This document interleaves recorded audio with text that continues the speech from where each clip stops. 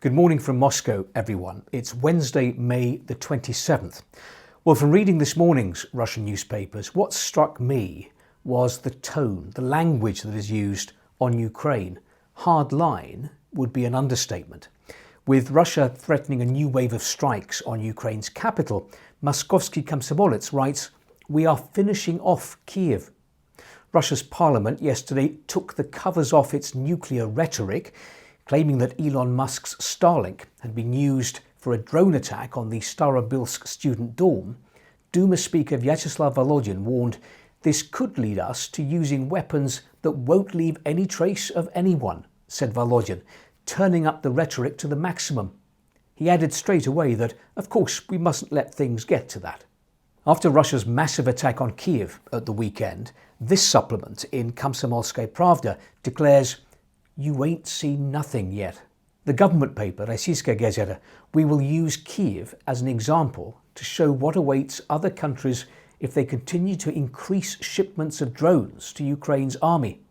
The rhetoric here has become, I think, even more aggressive, more threatening since the strike on the student hostel in Starobilsk in Russian-occupied eastern Ukraine.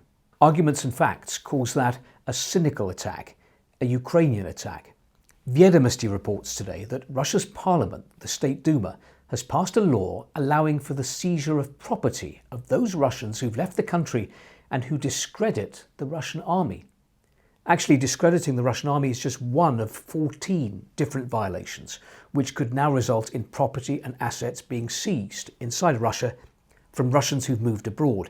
These violations include abusing media freedom, equating the USSR with Nazi Germany, and spreading information that offends society, the state, Russian state symbols.